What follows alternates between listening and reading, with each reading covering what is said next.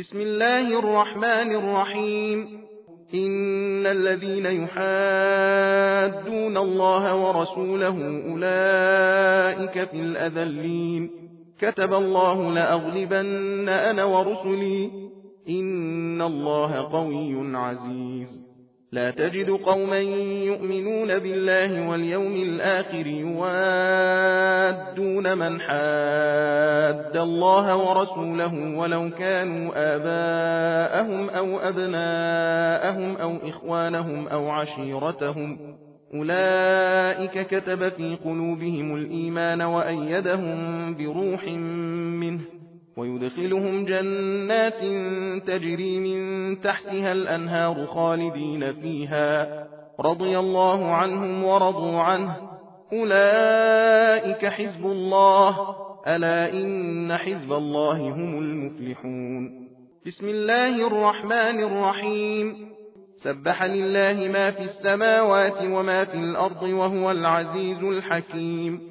هو الذي أخرج الذين كفروا من أهل الكتاب من ديارهم لأول الحشر ما ظننتم أن يخرجوا وظنوا أنهم مانعتهم حصونهم من الله فأتاهم الله من حيث لم يحتسبوا وقذف في قلوبهم الرعب يخربون بيوتهم بأيديهم وأيدي المؤمنين فاعتبروا يا أولي الأبصار.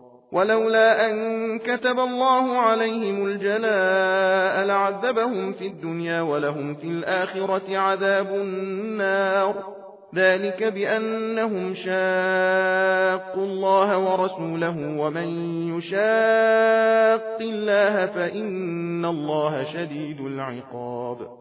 ما قطعتم من لينة أو تركتموها قائمة على أصولها فبإذن الله وليخزي الفاسقين.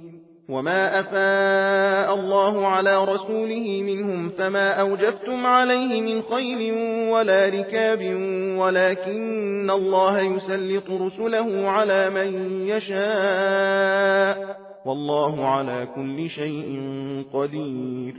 ما أفاء الله على رسوله من أهل القرى فلله وللرسول ولذي القربى واليتامى والمساكين وابن السبيل كي لا يكون دولة بين الأغنياء منكم وما آتاكم الرسول فخذوه وما نهاكم عنه فانتهوا واتقوا الله إن الله شديد العقاب.